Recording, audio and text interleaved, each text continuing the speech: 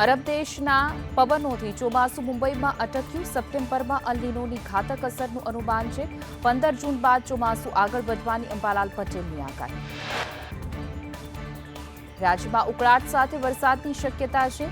આગામી 7 દિવસ વરસાદની શક્યતા. વલસાડ, દમણ, વાપી, દાદરાનગર હવેલીમાં પણ વરસાદ. બનાસકાંઠા, સાબરકાંઠા, મહેસાણા, પાટણમાં પણ આગાહી છે. 16 જૂનથી સૌરાષ્ટ્રમાં વરસાદ શરૂ થશે. તાપમાન 40 થી 42 ડિગ્રીની વચ્ચે રહેશે.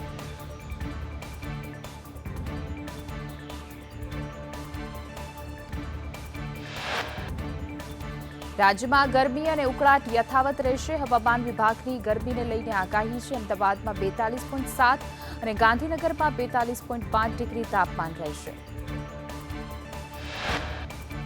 ડીસામાં 40.8 અને વિદ્યાનગરમાં 41.3 ડિગ્રી, વડોદરામાં 40.5, કંડલામાં 40.6 ડિગ્રી તાપમાન, તો અમરેલીમાં 40.3, સુરેન્દ્રનગરમાં 41.8 ડિગ્રી તાપમાન, તો ભાવનગરમાં 41.4, રાજકોટમાં 40.9 ડિગ્રી તાપમાન. નૈઋત્યના વિધિવત ચોમાસાની ગતિ ધીમી પડી છે. ઉત્તર અને મધ્ય ભારતમાં ઓછા વરસાદની વકી.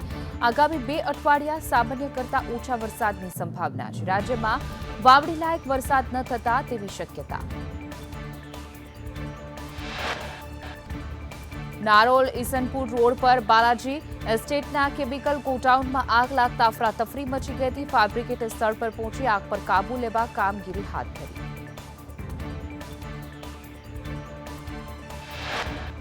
ચાંદલોડિયાના મહાદેવનગરમાં ટીપી સ્કીમ અંતર્ગત એએમસીની કાર્યવાહી સામે સ્થાનિકોએ વિરોધ કર્યો છે.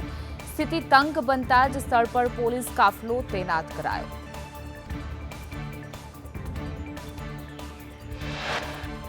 અમદાવાદના લાઇઝનર છેતરપિંડી કેસમાં આરોપી અનિલ વિભાણીના લોકરમાંથી કરોડોના દાગીના, 33 એલઆઈસી પોલિસી અને રોકડ મળી આવ્યા.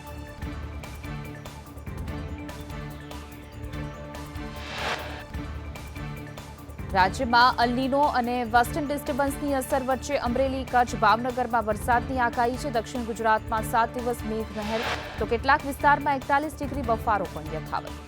રાજ્ય સરકાર 15 જૂને નવી ઔદ્યોગિક નીતિ જાહેર કરશે. સીએમ ભૂપેન્દ્ર પટેલ અને અર્થ સંઘવી કરશે જાહેરાત. મેન્યુફેક્ચરિંગ બિઝનેસ સેટઅપને આવરી લેવાશે.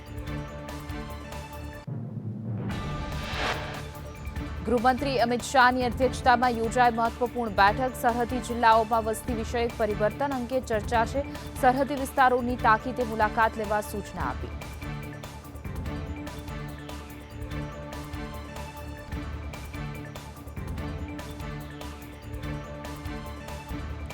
જસદણના દેવપરા ગામે પોલીસનો સપાટો. મહિલા સરપંચ પ્રતિનિધિ વિનુ સદાતિયાની ગેરકાયદે ખાણ પર દરોડા, 5 મશીન સહિત લાખો રૂપિયાનો મુદ્દામાલ જપ્ત.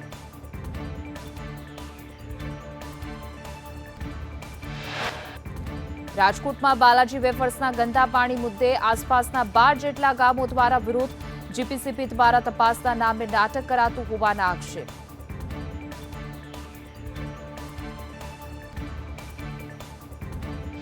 વેળાવદર કાળિયાર રાષ્ટ્રીય ઉદ્યાન 4 માસ બંધ રહેશે.